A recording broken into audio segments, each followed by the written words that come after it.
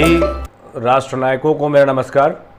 मैं अखिलेश स्वागत करता हूं आपका आपके YouTube channel doctor AP education पर। इस शैक्षिक मूल्यांकन, क्रियात्मक शोध एवं नवाचार की वीडियो सीरीज में हम सभी ने अभी तक मापन और मूल्यांकन के संप्रत्यय को विस्तृत रूप से समझा है। आगे बढ़ते हुए हम सभी ने मूल्यांकन के प्रकारों की चर्चा की। Assessment as evaluation, assessment for evaluation, assessment of evaluation, विद्यालय आधारित मूल्यांकन, इन सभी तथ्यों का भी हमने अध्ययन करते हुए आधुनिक प्रणाली सतत एवं व्यापक मूल्यांकन की भी विस्तृत चर्चा की है और उस सतत और व्यापक मूल्यांकन करने के लिए किन किन विधियों का प्रयोग किया जाता है इसकी भी चर्चा करते हुए त्रिकोण का भी अध्ययन किया है। आज चूँकि शिक्षक होने के नाते आप सभी को प्रश्न पत्र का निर्माण करना पड़ेगा। ये टॉपिक भी मापन से संबंधित है, मूल्यांकन से संबंधित है।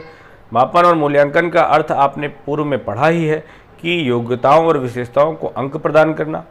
तो उस योग्यता और विशेषता को जानने के लिए आपको कुछ प्रक्रिया अपनानी पड़ेगी। तो उस प्रक्रिया का निर्माण किस प्रकार से किया जाए कि वह प्रक्रिया एक वैज्ञानिक रहे और वह सर्वमान्य रहे, इसके विषय पर आज हम चर्चा करने वाले हैं। तो हम सभी जानते हैं चूँकि बालक हमारे अध्ययन का मुख्य केंद्र है, तो हम सभी लोग प्रत्येक क्षण शिक्षक होने के नाते बालक के व्यवहारों का अध्ययन करते रहते हैं, चाहे वो कक्षा आधारित हो या फिर वो कक्षा के बाहर का अध्ययन हो। तो इन सभी के लिए अब इस अध्ययन का आधार क्या होता है? मापन होता है। मापन के लिए हमें कोई टेस्ट बनाना पड़ेगा और ये टेस्ट है क्या, इसका निर्माण कैसे करें, करते समय ये टेस्ट बनाते समय हम किन बातों का ध्यान रखें, और यदि हम इन सब बातों का ध्यान रखते हैं तो हमारा जो प्रश्न पत्र बनेगा वह काफ़ी उत्तम बन सकेगा। तो आइए जानें कि किस प्रकार से हम अपने कम पैसे में की लागत का एक अच्छा प्रश्न पत्र बना सकते हैं। तो दो प्रकार से, जैसे किसी भी कार्य को करने के दो तरीके होते हैं। एक तो तरीका होता है नियमतः, दूसरा उस नियम का थोड़ा सा मध्यम मार्ग चुनना। जैसे सामान्य सी अगर बात हम करें तो आपके घरों में चाय बनती होगी, वो चाय बनाने के भी कुछ प्रावधान है, कुछ नियम है। चीनी, चाय पत्ती, दूध और बढ़िया अदरक और इलायची और तमाम चीज़ें आप डालते हैं, लेकिन ज़रूरी नहीं आपके पास प्योर दूध हो, ज़रूरी नहीं आपके पास बड़ी अच्छी क्वालिटी की चाय पत्ती हो। इन सब साधनों के ना होते हुए भी हम कुछ ऐसी, इन सभी में से हम थोड़ा पतला दूध प्रयोग कर लेते हैं, हम थोड़ा सस्ती चाय पत्ती ले लेते हैं, लेकिन चाय जरूर पीते हैं।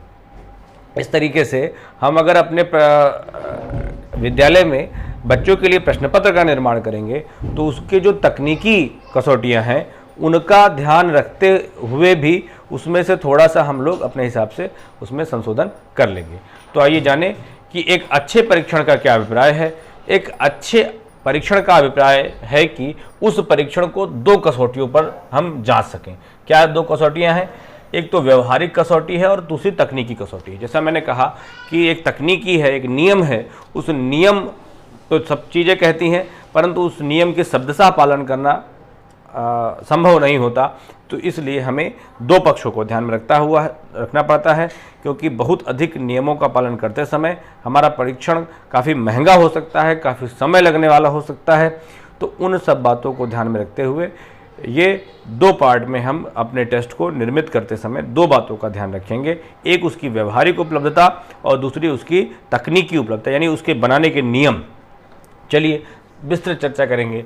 अब दो लोगों की जो परिभाषाएं हैं उनको जरा सा देख लें तो नास्टिसी कहते हैं कि एक मनोवैज्ञानिक परीक्षण निश्चित रूप से व्यवहार के न्यादर्श का प्रमापीकृत और वस्तुगत मापन है। न्यादर्श क्या होता है भाई? सैम्पलिंग होता है। सैम्पलिंग का मतलब क्या होता है? जैसे आप क्या करते हैं, बालक की कितनी हिंदी आती है, हिंदी आने के लिए आप 10 प्रश्न बनाते हैं, 15 प्रश्न बनाते हैं, तो उसकी कुछ ज्ञान की पूरा अगर आपका पाठ है तो 10 पाठ का कोई पूरा हिंदी का सिलेबस है तो आप 10 पाठ की एक एक शब्द तो पूछते नहीं, उसमें से कुछ महत्वपूर्ण चीज़ें पूछते हैं। तो उसके व्यवहार का न्यादर्श, जो उसमें से जो कुछ हिस्सा जो उसके संपूर्ण व्यक्तित्व का एक स्टैंडर्ड है उसका प्रदर्शन कर रहा है, तो वो न्यादर्श कहलाता है। ये फिलहाल शोध का एक टर्म है, अभी क्रियात्मक शोध मैं आपको जब बताऊंगा तब उसकी मैं चर्चा आपको और अच्छे तरह से करूँगा। एक मनोवैज्ञानिक परीक्षण निश्चित रूप से व्यवहार के न्यादर्श का प्रमापीकृत यानी स्टैंडर्डाइज्ड और वस्तुगत यानी जैसी है वैसा वर्णन करने का मापन है। दूसरी परिभाषा मन की है। परिभाषाएं चूंकि पूछी गई हैं आपकी परीक्षाओं में, इसलिए मैंने इसको कलेक्ट किया है। परीक्षण एक ऐसी परीक्षा है, परीक्षण क्या, टेस्ट एक ऐसा टेस्ट है, एग्जामिनेशन है जो बुद्धि, व्यक्तित्व, अभिवृत्ति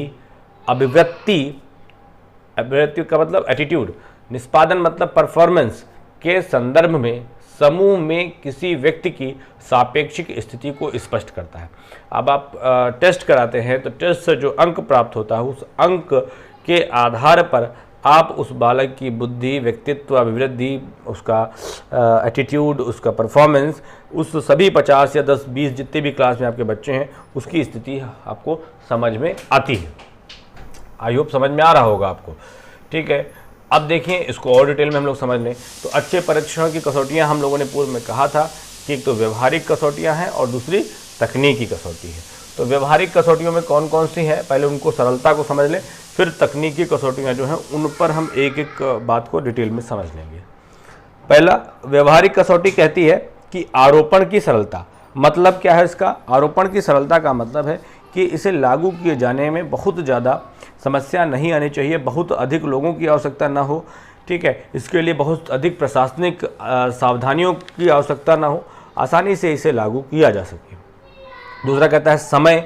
तो इसमें जो भी टेस्ट आपने बनाया है, जो निर्धारित समय है 3 घंटे का, 1 घंटे का जो निर्धारित समय है, उस निर्धारित समय में वो प्रश्न पत्र हल किए जाने लायक होना चाहिए, इस बात का भी ध्यान रखना चाहिए। तीसरी बात कहा गया है कीमत। ये हम लोग व्यवहारिक कसौटियाँ कर रहे हैं, यानी इसका हम लोग जब हम फील्ड में प्रयोग करने जा रहे हैं तब ये समस्याएं ना आए, इन सब बातों का ध्यान। तो कीमत। अगली बात आई तो कहा सीमित धन में ही एक अच्छा परीक्षण अगर तैयार हो जाता है तो बहुत अच्छी बात होगी, क्योंकि बहुत अधिक पैसा न लगाना पड़े, पुनः किसी पुस्तक का प्रयोग न करना पड़े। इन सब चीज़ों में अगर बहुत सीमित धन में ही अगर एक अच्छे परीक्षण का निर्माण हो जाता है तो एक उत्तम बात है। आभासी वैधता। आभासी वैधता क्या है कि कह सकते हैं, इसको कहते हैं इंग्लिश में फेस वैलिडिटी। क्या बोलते हैं? Face validity. मतलब क्या है कि वो बाह्य, आभासी वैधता का तात्पर्य हुआ कि वह टेस्ट बाह्य रूप से देखने में वैध लगे। मतलब एक सरसरी नज़र से अगर हम पढ़ें उसको तो लगे कि हाँ ये कक्षा 3 के लिए ही बनाया गया है, ऐसा न लगे कि वो कक्षा 5 के या कक्षा 6 के प्रश्न पत्र या जो क्वेश्चंस हैं वो सम्मिलित कर लिए गए हैं कक्षा 3 के टेस्ट में। तो एक फेस वैलिडिटी, एक आभासी वैधता भी हमें देखने को मिलनी चाहिए। उद्देश्य, अगली बात कही गई। तो उद्देश्य क्या कहता है कि जिस उद्देश्य के लिए उस परीक्षण का चयन किया गया है वह उसकी सदैव पूर्ति करता हो। मान लीजिए भाषा, अगर भाषा पूछना है तो भाषा से संबंधित वर्णमाला और स्वर व्यंजन ऐसे प्रश्नों का भी समावेश उसमें होना चाहिए। गणित के लिए पूछा गया है तो उसके लिए कुछ तर्क क्षमता की, अगर आप चाहते हैं कि बालक की हम तर्क क्षमता जांचें तो उससे संबंधित आपको एनालिटिकल क्वेश्चन भी उसमें सम्मिलित करने होंगे। अगली बात कही जा रही है सार्थक फलांक। मतलब क्या होता है इसका? सार्थक माने मीनिंगफुल, मतलब जिससे कोई अर्थ समझ में आए। मीनिंगफुल स्कोर, इसका मतलब ये होता है कि किसी परीक्षण द्वारा एक फलांक ज्ञात करना अधिक अच्छा रहता है अपेक्षाकृत अनेक फलांक प्राप्त करने में। बहुत सारा पता चला कि कई सारे नंबर, एक फलांक सेट कर लिया गया और उसी आधार पर बच्चों के नंबर आते चले जाएंगे। मतलब ऐसा ना हो कि बहुत ज़्यादा वेरिएबिलिटी देखने को बच्चों के नंबर में मिले। पता चला एक को 50 मिल रहा, दूसरे का अगला दिखाई पड़ा कि उसको 3 नंबर मिला। फिर इस तरीके से एक सार्थक, एक मीनिंगफुल अंक प्राप्त हो सकें। ऐसा भी ना हो कि सबको 50 से 50 मिलता चला जा रहा है। इस तरीके से ये बात ध्यान में रखी जानी चाहिए। अगली बात कहा जा रहा है ग्रहिता। ग्रहिता का मतलब क्या है? एक्सेप्टेबिलिटी। एक अच्छा परीक्षण प्रत्येक व्यक्ति को हर परिस्थिति में स्वीकार होना चाहिए। जैसा भी टेस्ट हो उसमें ऐसे प्रश्न ना हो कि जो किसी के धर्म विशेष को, जो किसी के व्यक्ति विशेष को आहत करने वाले हों। ये किसी भी परिस्थिति में, किसी भी स्थिति में, किसी भी लोगों के द्वारा एक्सेप्टेबल होने चाहिए। बात समझ में आ रही है आप लोगों को? समझ में आ रही है तो उधर एक अंगूठा वाला बटन है उसको दबा दीजिएगा। अगली बात करें फलांकन की सरलता। फलांकन की सरलता का मतलब क्या है कि कोई भी परीक्षण अगर आप बना रहे हैं तो उसके लिए आप जो मार्कशीट का निर्माण करेंगे तो वो मार्कशीट में जो नंबर डिस्ट्रीब्यूशन है, उस नंबर डिस्ट्रीब्यूशन के लिए जो लिपिक है, उस लिपिक को वह अंक भरते समय बहुत अधिक समस्या न करनी पड़े, इस चीज़ को आप ध्यान में रखेंगे। और व्याख्या की सरलता, यानी एक ऐसा परीक्षण जिसे समझने के लिए किसी अतिरिक्त व्यक्ति की आवश्यकता न पड़े। पता चला किसी विषय विशेषज्ञ को बार बार न बुलाना पड़े कि जिस विषय का पेपर है, और चूंकि ये कहा जाता है कि जिस विषय का पेपर है उस विषय के शिक्षक की ड्यूटी नहीं लगाई जाती, सिर्फ सहायता के लिए उसको रखा जाता है, थोड़ा सा पारदर्शिता बनाए रखने के लिए। तो अन्य विषय का शिक्षक भी अपने सामान्य ज्ञान के द्वारा उस प्रश्न की व्याख्या बच्चों को कर सके, ऐसे सिंपल, ऐसे तरीके के व्यवहारिक ये जो पक्ष हैं, इन व्यवहारिक पक्षों का ध्यान भी रखा जाना चाहिए। अब आइए देखते हैं कि कौन कौन से नियम हैं, कौन कौन सी टेक्निकलिटीज़ हैं। तो कोई टेक्निकलिटीज़ और व्यवहारिकता दोनों चीज़ें, आपको फील्ड में क्या कैसे काम करना है। कोई चीज़ आप मेज पर बना रहे हैं, कमरे में बना रहे हैं, कमरे में बैठकर कोई टेबल पर बना करके कोई रणनीति वो जो बन जाती है, जरूरी नहीं कि सभी चीज़ें पॉसिबिलिटी हमारी फील्ड में लागू हो सकें। तो ये पॉसिबिलिटीज़ हैं, इन सभी पॉसिबिलिटीज़ को, ये सभी समस्याएं हैं, ये सभी अपेक्षाएं हैं, इन सभी अपेक्षाओं को ध्यान में रखते हुए नियमों का निर्माण होना चाहिए। तो आइए अब देखते हैं कौन कौन से नियम या कहें कौन कौन सी टेक्निकलिटीज़ आपको ध्यान में एज अ टीचर रखनी चाहिए, कि एज अ ट्रेंड टीचर रखनी चाहिए। कोई प्रश्न पत्र कोई एक अप्रशिक्षित शिक्षक बनाए और एक प्रश्न पत्र एक प्रशिक्षित, डीएलएड प्रशिक्षित, बीएड प्रशिक्षित शिक्षक द्वारा बनाया जाए, तो उन दोनों के प्रश्न पत्र में पर्याप्त एक आभासी वैधता जिसे कहते हैं ना, कि देखकर ही पता चल जाए कि हाँ किसी प्रशिक्षित व्यक्ति ने बनाया है।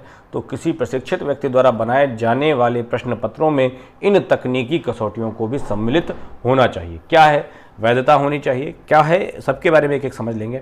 वैधता होनी चाहिए, उस प्रश्न पत्र में विश्वसनीयता हो, जिस वस्तु के लिए उसका निर्माण किया गया है उसमें वस्तुनिष्ठता होनी चाहिए, सभी जैसे बालकों का विभेद कर सके उसमें, तो विभेदीकरण भी होना चाहिए, प्रमापीकरण होना चाहिए, किसी स्टैंडर्ड पर होना चाहिए, और जो पद मतलब प्रश्न आइटम्स जो सेलेक्ट किए गए हैं उन आइटम्स को किस प्रकार सेलेक्ट किया जाए, और व्यापकता यानी व्यक्तित्व के या ज्ञान के सभी पक्षों का प्रयोग करते हुए वह प्रश्न पत्र होना चाहिए। आइए देखते हैं कि वैधता का मतलब क्या होता है। तो वैधता से तात्पर्य उस मात्रा से है जिस मात्रा तक परीक्षण उस वस्तु को मापता है जिसके लिए उसको बनाया गया है। वैधता बताती है कि क्या परीक्षण हमारे उद्देश्य के लिए सही वस्तु को मापता है। तो सीधी बात समझिए कि यदि आपने जो भी प्रश्न पत्र बनाया है वैध है या विश्वसनीय, दो बातें ध्यान में रखनी पड़ती हैं। तो वैधता क्या है कि जैसे मान लीजिए कि वैलिड और इनवैलिड का मतलब क्या होता है। 18 साल से नीचे अगर आप गाड़ी चला रहे हैं, ठीक है, तो गाड़ी तो चला ले रहे हैं, कोई मना नहीं कर रहा है, लेकिन ये क्या है, ये आपके लिए मान्य नहीं है। 18 साल से नीचे अगर आप गाड़ी चलाते हैं तो वैलिड नहीं है, मान्य नहीं है, ठीक है।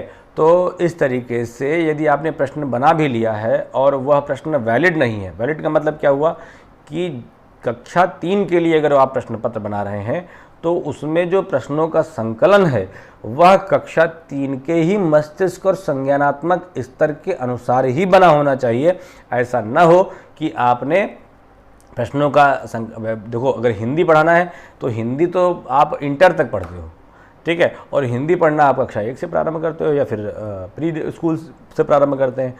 तो जिस स्तर का क्लास है, जिस स्तर के बालक का संज्ञान स्तर है, उसी स्तर के प्रश्नों का संकलन आपके प्रश्न पत्र में होना चाहिए। कहा जाता है कि कोई भी परीक्षण 100% सत्य नहीं होता, इसीलिए यदि परीक्षण उच्च मात्रा में उसी वस्तु को मापता है जिसके मापन के लिए उसका निर्माण किया गया है तो वह वैध है। पता चला आप बच्चों की वर्णमाला उनके सिलेबस में और वर्णमाला का ज्ञान आपको करना है, आप पता चला उनसे साहित्य पूछ रहे हैं, ठीक है, आप उनसे कविता लिखवा रहे हैं, तो ये वैलिड होगा क्या? ये वैलिड नहीं होगा, ठीक है। तो और चूंकि कहा गया है कि कोई परीक्षण 100% सत्य नहीं है। क्यों कहा गया ये बात? क्योंकि सभी चीज़ें व्यक्तियों द्वारा बनाई जाएंगी और व्यक्ति स्वयं में पूर्ण कोई ना कोई उसका ह्यूमन एरर आती रहेगी और व्यक्तिगत विभिन्नताएं भी रहेंगी अलग अलग लोगों में, तो ये बातें भी ध्यान रहती हैं। तो कहा जाता है कि 100% तो वैलिड नहीं होगा, लेकिन अधिकतम मात्रा में अगर उस वही वस्तु यानी हम भाषा के लिए या फिर हम तर्क क्षमता के लिए ही प्रश्न पत्र का निर्माण कर रहे हैं और वही वो जांच पा रहा है तो वह वैलिड है। अगला बात आई है, थॉर्नडाइक ने और कॉर्नबैक ने ये परिभाषाएं पूछी गई इसलिए मैंने सम्मिलित कर लिया, थोड़ा सा ये डिटेल में हो जा रहा है। कोई भी मापन विधि, अर्ल थॉर्नडाइक कहते हैं, कोई भी मापन विधि उस समय तक वैध है जिस सीमा तक वह उस कार्य हेतु किसी सफल मापन से सह संबंधित है, जिसके संबंध में पूर्व कथन करने के लिए उसका निर्माण किया गया है। यानी जिसके लिए उसका निर्माण किया गया है वही माप रही है तो वह वैध है। दूसरा क्रॉनबैक, इनकी परिभाषा 2 बार पूछी गई लगातार डीएलएड की परीक्षा में, लेकिन वो परिभाषा थी मूल्यांकन की। ठीक है, ये परिभाषा वैधता की है। किसी परीक्षण की वैधता उसकी वह सीमा है जिस सीमा तक वह वही मापता है जिसके लिए उसका निर्माण किया गया है। बहुत अच्छी बात, बहुत सीधे शब्दों में क्रॉनबैक साहब ने कही है, तो इसको थोड़ा सा याद कर लीजिएगा, ये परिभाषा आपके लिए महत्वपूर्ण है। अगली बात आती है विश्वसनीयता। तो वैध है यानी जिस क्लास के लिए है वह उसी क्लास के लिए लागू हो गया। दूसरा क्या है, विश्वसनीयता। विश्वसनीयता का मतलब क्या होता है? अगर हम सरल शब्दों में कहें तो कहते हैं कि ये व्यक्ति बड़ा विश्वसनीय है, यानी इसके द्वारा जो कही गई बात होती है वह सत्य होती है। सत्य कैसे होगी? जैसे सूर्य पूर्व से निकलता है तो किसी से भी पूछेंगे तो वह सत्य है, कोई ये नहीं कहेगा कि सूर्य पश्चिम से निकलता है। इसी तरीके से कहिए तो किसी व्यक्ति से कोई आपने बात सुनी और वह बात सत्य है तो सत्य बात सभी कहेंगे। झूठ बात के लिए अलग अलग लोगों से आपको अगर एक ग्रुप बनाया गया है और बताना है कि झूठ ही बोल रहा है तो एक ही बात को एक्सप्लेन करने में लोग अलग अलग तरीके से एक्सप्लेन करेंगे। ठीक है, तो इसी तरीके से अगर कोई भी परीक्षण विश्वसनीय नहीं है, अगर कोई परीक्षण विश्वसनीय नहीं है, विश्वास करने योग्य नहीं है, तो कब नहीं होगा? जब उस परीक्षण को आप 2 या 3 बार लागू करेंगे और 2 या 3 बार लागू करने के बाद दोनों, तीनों, चारों, पांचों बार जो बच्चों के अंक प्राप्त हो रहे हैं उनमें बड़ा अंतर देखने को मिल रहा है। कोई कभी आपने प्रश्न पत्र लगाया तो उसमें बच्चों को बड़े अच्छे अच्छे नंबर मिले, वही प्रश्न पत्र कभी लगा रहे हैं तो बहुत कम कम नंबर पा रहे हैं। तो एक जैसे अगर नहीं हो रहे हैं तो विश्वसनीयता नहीं है। यानी क्या है कि माप विश्वसनीय क्या है? बार बार प्रशासित किए जाने पर एक से परिणाम प्रदान करें। एक से परिणाम से तात्पर्य है कि किसी व्यक्ति को उस परीक्षण पर लगभग वही अंक प्राप्त हों जो प्रथम बार प्राप्त हुए थे। जरूरी नहीं कि 3 नंबर पाया है तो 4 नंबर पा गया, अब गड़बड़ है। 3 नंबर पाया और आपकी 25 नंबर पा गया या 35 नंबर पा गया तो थोड़ी सी शंका की बात है। ठीक है, इसलिए इस प्रश्न पत्र को विश्वसनीय होने के लिए प्राप्त परिणामों की रिपीटिशन जरूरी है। चलिए भाई, आगे का आगे एक लाइन में अगर इस बात को कहें तो कहता है कि विश्वसनीयता किसी परीक्षण श्रृंखला पर व्यक्तियों के प्राप्तांकों की संगति है। कितना रिपीटिशन है, कितना उसमें उससे संबंधित है, यह विश्वसनीयता बात करती है। तो वैध क्या हुआ? जिस क्लास के लिए बनाया गया था वह उस क्लास के लिए टेस्ट है। दूसरी बात कहा गया कि जिस क्लास के लिए वो टेस्ट बनाया गया था यदि हम उस पर बार बार इम्प्लीमेंट करें तो एक ही जैसे अंक प्राप्त होने चाहिए, तभी आपके टेस्ट को विश्वसनीय भी कहा जाएगा। ठीक है, आगे की बात करते हैं। अगला क्या था? वस्तुनिष्ठता। तो वस्तुनिष्ठता का मतलब क्या होता है? वस्तुनिष्ठ और आत्मनिष्ठ 2 शब्द होते हैं। आत्म मतलब मैं, निष्ठता माने निष्ठा, वस्तु माने जैसी वस्तु वैसा वर्णन। तो आत्मनिष्ठ वर्णन होता है यानी हम किसी बात को एक्सप्लेन करते समय अगर हम अपने भाव सम्मिलित कर देते हैं वो आत्मनिष्ठ हो जाता है। जैसे पेन का एक्सप्लेनेशन करना है तो पेन को अगर एक्सप्लेन करने जाता है तो कहें कि ये पेन है, ये प्लास्टिक की एक आवरण है और उस पर रिफिल लगी हुई है, इस तरीके से उसका प्रयोग हम करते हैं। ये हो गया वस्तुनिष्ठ। आत्मनिष्ठ की बात होगी तो हम अपने भाव मिला दें कि यह वह यंत्र है जिसके माध्यम से हम ज्ञान रूपी सागर को किसी प्रश्न पत्र पर प्रदर्शित करने का कार्य करते हैं। तो इस तरीके से जो अपने भावों के साथ हम उसका प्रदर्शन कर रहे हैं वो हमारा आत्मनिष्ठ होगा। परंतु परीक्षण बनाने में वस्तुनिष्ठता होनी चाहिए। ठीक है, यानी किसी भी परीक्षण की वस्तुनिष्ठता का अभिप्राय उस परीक्षण से है जिसको अंक देते समय विभिन्न व्यक्तियों में मतभेद न हो। ठीक है, कोई पता चला अलग तरीके से माप रहा है, कोई अलग तरीके से माप रहा है, ऐसा ना होना चाहिए। इसके साथ ही प्रश्नों की व्याख्या एवं अर्थ का स्पष्टीकरण भी भिन्न भिन्न प्रकार से न करके एक ही प्रकार से किया जाना चाहिए। पता चला ऐसा ना हो कि तात्पर्य अलग अलग निकल रहा हो, यानी जो भी प्रश्न आपने दिए हैं और प्रश्न के साथ जो भी विकल्प आपने सम्मिलित किए हैं, ऑप्शन भी किए हो, तो ऐसा ना हो कि चारों विकल्प जो हैं वो उसी का उत्तर देते हों। ठीक है, जरूर हो सकता है कि बेस्ट कौन सा है वो बात अलग है, लेकिन अगर आप कहते हैं कि चारों बेस्ट हैं तो उस तरीके में समस्या हो जाएगी। ठीक है, ऐसा ना हो कि आप ही उस तरीके अपना परीक्षण बना रहे हैं और उसके द्वारा जो भी बच्चे कॉपी चेक कर, मतलब जो भी और शिक्षक आपके द्वारा बनाए गए प्रश्न पत्र के आधार पर कॉपियाँ चेक करें, तो ऐसा ना हो कि उनमें उन प्रश्नों को लेकर कोई मतभेद हो। आगे क्या है, सबसे इम्पोर्टेंट विभेदकारिता, चौथा गुण। पहला वैध है, जिस क्लास के लिए था उस क्लास के लिए लागू हो गया, बार बार उसी क्लास पर हमने लागू किया तो वैसे ही नंबर हमें प्राप्त हुए। ठीक है, चौथी बात कही गई कि अगर हम वस्तुनिष्ठता होनी चाहिए, कोई भी व्यक्ति किसी भी समय किसी भी टेस्ट को अगर उस टेस्ट को बार बार चेक करे तो उसमें किसी भी प्रकार के उसके भाव सम्मिलित न होने पाए, सिर्फ और सिर्फ उसके द्वारा बालक द्वारा दिए गए तथ्य के आधार पर ही उसका एक्सप्लेनेशन होना चाहिए। मतलब आप उसमें नाम और ऐसा चीज़ें न रखें, धर्म से संबंधित वस्तुओं को न लिखें जिससे कि व्यक्ति प्रभावित हो सके। ठीक है, इस बातें ध्यान रखते हैं। अगला क्या है, विभेदकारिता। डिस्क्रिमिनेशन का मतलब क्या होता है, डिस्क्रिमिनेट कर देना, अलग अलग कर देना। तो एक परीक्षण भी विभेदकारी तभी माना जाता है जब यह निष्पत्ति या उपार्जन में अंतर पता लगा सके, मतलब सुयोग्य और योग्य छात्रों में भेद कर सके। परीक्षण पद यानी परीक्षण का जो क्वेश्चन है, जब भली भांति विद्यार्थियों में विभेद करती है तभी उनका निष्पत्ति या अंकों के आधार पर रैंकिंग संभव है। यानी जो भी प्रश्न आपने सम्मिलित किए हैं उस प्रश्नों के कई सारे प्रश्न सम्मिलित करेंगे, कई प्रश्न तो बार बार लिखेंगे नहीं, तो विभिन्न प्रकार के प्रश्नों को लिखते और समय आपको ऐसे प्रश्नों का भी संकलन करते समय ध्यान रखना है कि ऐसा ना हो कि बहुत हलवा पेपर बना दो। ठीक है, हर प्रकार का सबमिशन इसमें होना चाहिए, थोड़ा सा कठिन होना चाहिए, थोड़ा सा सरल होना चाहिए और थोड़ा सा विस्तृत होना चाहिए कि लगभग सभी, और कुछ प्रश्न तो इस प्रकार हो जिसका उत्तर सिर्फ योग्य विद्यार्थी दे सकें। आगे 3 बातों का ध्यान रखने के लिए कहा गया है कि जब परीक्षण प्रशासित किया जाए तो फलांकों का प्रसार क्षेत्र विस्तृत होना चाहिए। ठीक है, ऐसा ना हो कि 2-2 नंबर के ही सब दे दिए तुमने। ठीक, पहली बात तो 50 नंबर या 75 नंबर का होना चाहिए, जिसमें से कोई 1 नंबर का, कोई 2 नंबर का, कोई 3 नंबर का, कोई 5 नंबर का प्रश्न होना चाहिए। यानी फलांकों का प्रसार क्षेत्र विस्तृत हो, इससे प्रत्येक विषय में निम्नतम और से लेकर उच्चतम फलांक दिए जा सकें। ठीक है, जिससे लिखा जाए कि इसमें से इस यूनिट में से 2 प्रश्न करना महत्व इम्पॉर्टेंट है। ठीक है, ये जो पद सम्मिलित किए जाते हैं, जो कथन लिखे जाते हैं, इन्हीं सब बातों का ध्यान रखते हुए संकलित किए जाते हैं।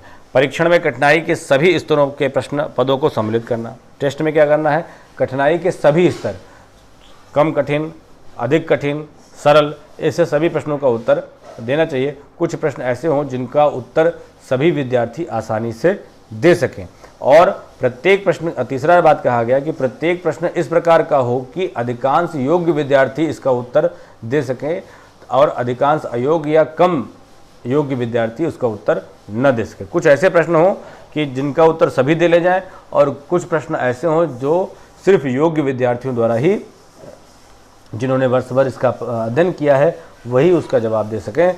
तो ऐसा विभेदीकरण, उस टेस्ट के बाद जो अंक प्राप्त हों उस आधार पर कौन बच्चे बहुत अच्छे हैं, कौन बच्चे थोड़ा कम अच्छे हैं, जिन पर और अधिक मेहनत की आवश्यकता है, ऐसा भी कार्य हो सके, इन बातों का आपको ध्यान में रखना है।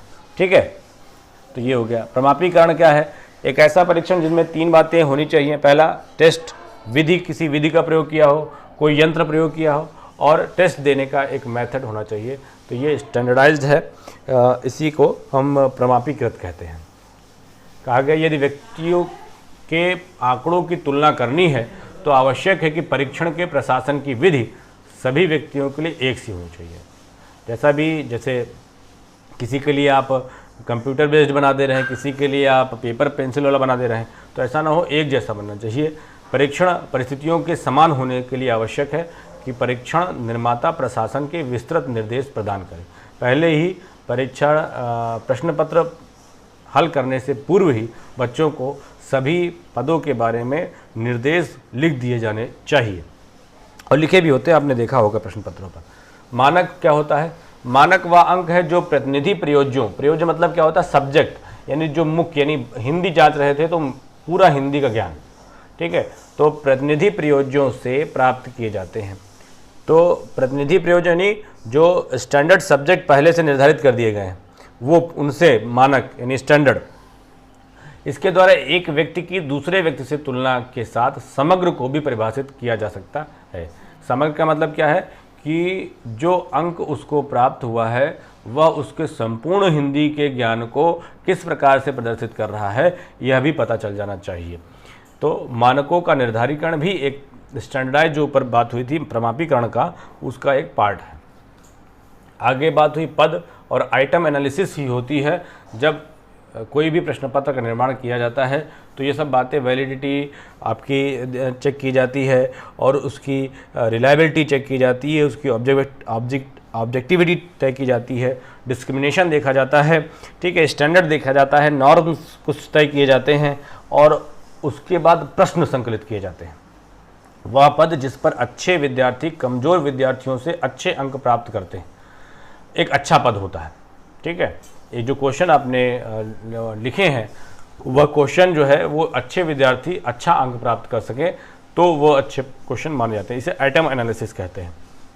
जबकि वह पद जो किसी भी प्रकार की भिन्नता नहीं दर्शाता, अर्थात जिस पर कमज़ोर विद्यार्थी अधिक सफल हो जाते हैं, वो एक अच्छा प्रश्न नहीं मानते। पद का मतलब होता है प्रश्न।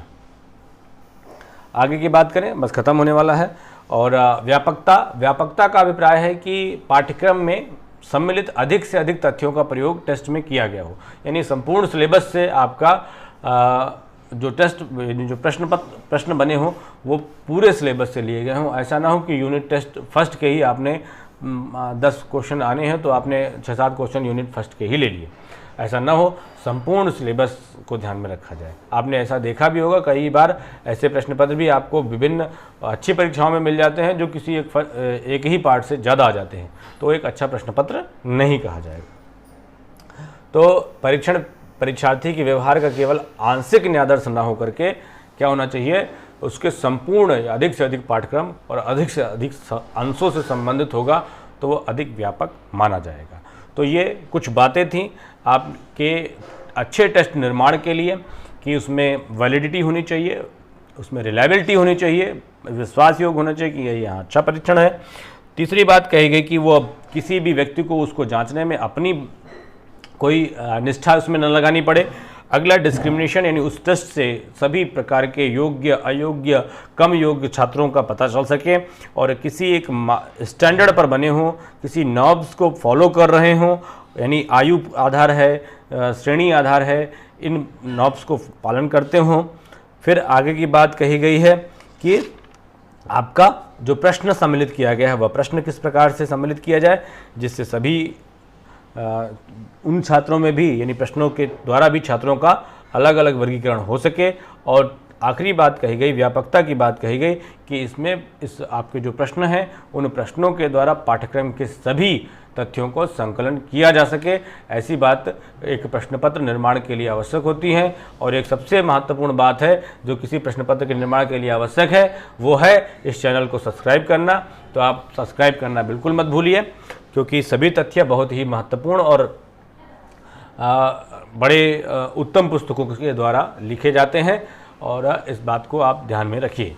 तो कैसा वीडियो आपको लगा ये बताते भी रहिए, और अपने जो रिलेवेंट ग्रुप है, जो पढ़ना चाहते हैं जो छात्र वास्तव में, उन्हीं को ये ग्रुप वीडियो सेंड करिए।